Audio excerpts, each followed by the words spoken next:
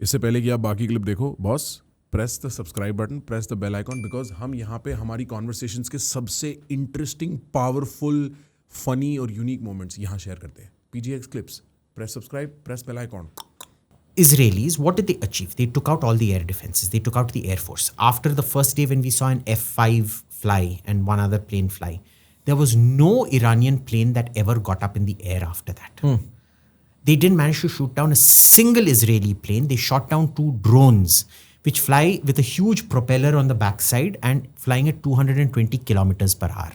They brought down 2 drones that were flying at 220 to 250 kilometers per hour, which you can see. I've seen those drones flying over when I'm in Israel and in Cochin, where the Navy operates, our Navy operates similar drones. They are loud. You can see them. They're literally flying on top. You shot it down. Wow. What have you achieved? Your nuclear capability. And see, I'm not going to get into this nonsense about was it obliterated or was it damaged. The point is it's been entombed. You can't use it. You can't use it. If you want to use it, there is very visible work that you have to do. All the moving tractors, trucks have to come in. Earth has to be moved. The moment you see them going near it, you'll drop a bomb on the construction crew or the demolition recovery crew. Whatever that crew is called, you'll drop a bomb on it. So Right. You can't use it anymore. Will Iran try to recover some of the material and recover whatever? I think so. Sure. Will they try to rebuild? I think so. At which point it becomes a mowing the grass operation, which is once you've landscaped your garden, all you have to do is once a week, you have to take that trolley ki tarah thing and, Right, yeah. mow the grass. That's it. Yeah. And sometimes you have to put pesticide here and there, if there are bugs there, you have to. So it's a maintenance act. It's a maintenance act. So this is not the end, by the way. There are if Iran tries to do anything with those sites, Israel is going to go back and do something. But it won't be such a high caliber strike. It will be chota strikes here and there. More a maintenance operation, not a construction operation or demolition operation, as the case may be. There is one thing that gives me great alarm. That is Koh Kalang. Koh Kalang is this mountain extension of Natanz. Koh Kalang. How do you spell that? Kuh, Ku, as in Kohinoor, Okay. mountain of light, Ku, mountain. Kolang is pickaxe. Okay, sure. Kolang. Okay. Now, Koh Kolang is, if this is Natanz, where my ring is Natanz, this is the mountain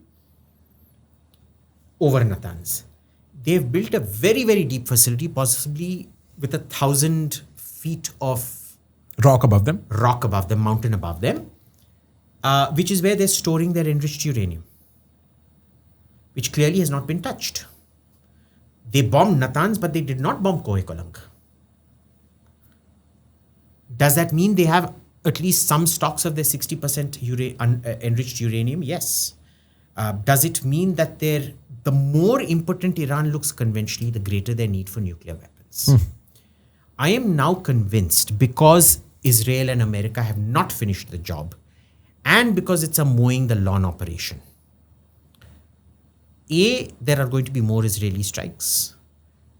B, Iran is not going to rest. C, if the Iranians manage to plug their intelligence gaps, I doubt they will, but if they do, Iran will now have a cast iron reason, legal excuse, and the ability to create a nuclear weapon.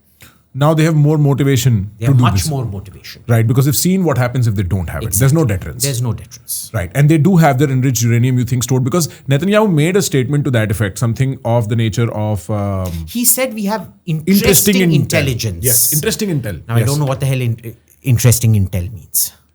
Yeah, okay, finish that But point. let's also look at it this way. Maybe even having a nuclear device doesn't give you that deterrence. Operation Sindoor proves that. You can escalate to near full-scale war even with nuclear weapons. I don't think any two nuclear weapon states have come to the level of escalation that India-Pakistan did in May 2025. Yeah, We called their nuclear bluff. What we did with Pakistan, the ground strikes were spectacular. You damaged their bunkers, you damaged their airfields, you caused very significant damage to military infrastructure out there.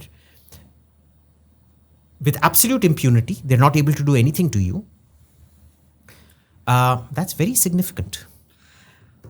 Deterrence also, we need to remember, is a mind game. It doesn't exist in reality. You know, the thing about deterrence is we don't want Hiroshima and Nagasaki to happen again. Does anybody have a rupee note? A high denomination rupee 500? note? Give it to me.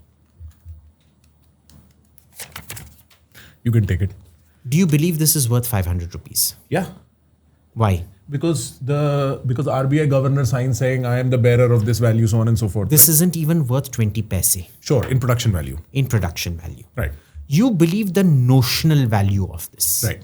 Why? Because the RBI governor has signed it and it's got this 500 rupee written on it. Now, it is total notional value. Deterrence is like that. You believe that this is a horrible weapon that should not be used. The fact is, it has been used. It has been used in Hiroshima and Nagasaki. People don't realize this, but the firebombings of Tokyo, Kyoto, and Osaka were killed far more people than the nuclear bombing of Hiroshima and Nagasaki. One firebombing of Tokyo claimed 120,000 lives. The second firebombing of Tokyo claimed about 90,000 lives. Hiroshima was what, about 60,000? Nagasaki, even less. Do you think the Japanese got scared? They didn't surrender immediately after Hiroshima. Why did Nagasaki have to happen? They surrendered after the USSR announced it was entering the war. But because we wanted to control nuclear weapons, everybody collectively agreed, oh, they're terrible weapons, we shouldn't use them. Therefore, we will create this myth of nuclear deterrence. Because we can't afford for them to be used.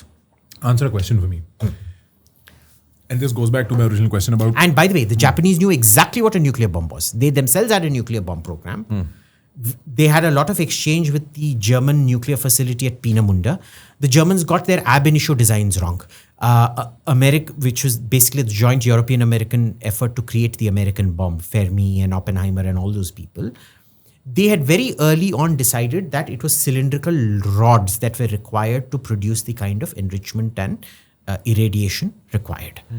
The Germans never understood that. They produced chains, link chains of uranium, which was it's got so many surfaces and things, you can't get stability. So there were ab initio design flaws in the German Peenemünde designs. Got it. Okay. And the Japanese, they knew exactly what it wasn't the Japanese got scared, what is this device? They knew exactly what had gone off on that day over Hiroshima. Interesting. They were still not ready to surrender. And it wasn't Nagasaki that made them surrender. It was the fact that the USSR entered the war. And because the USSR actually had a huge almost land border, Sakhalin Island. On the north. On the north. Yes. They were much closer than the Americans were. The Americans would have to project power for a much greater distance. Right. And the USSR would not be as forgiving as the Americans would be. I see. Okay. Because they saw what was happening in Germany, where the Americans hadn't gone around massacring German civilians in retaliation and things like that. Right? So the Japanese then surrendered to America to prevent the USSR. They didn't surrender to the Allies. Remember this. Germany unconditionally surrendered to the Allies. Interesting. So not to the Japan United States. did not surrender to the Allies. Japan surrendered to America. Okay. Thereby gaining American protection for the whole of Japan, especially Hokkaido, which was going to be annexed. But even before that, south of Sakhalin are the Kuril Island chain. The Russians managed to take all 4 of those islands, which Japan now claims as their own. Interesting. But I don't want to get distracted. I want to bring this back. You were saying, for instance... So there is this notion that deterrence is... psychological thing. It is. I mean, Agreed. we can all agree to the fact that it's psychological.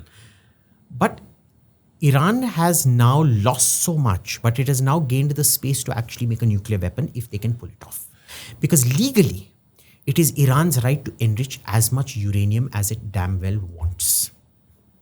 The NPT does not tell you that you cannot enrich to 60%. It does not tell you cannot enrich to 90%. You have every right to explore every part of the nuclear fuel cycle, which is extraction, fabrication, enrichment, and reprocessing, which is where plutonium comes from, okay, which is more useful in nuclear terms.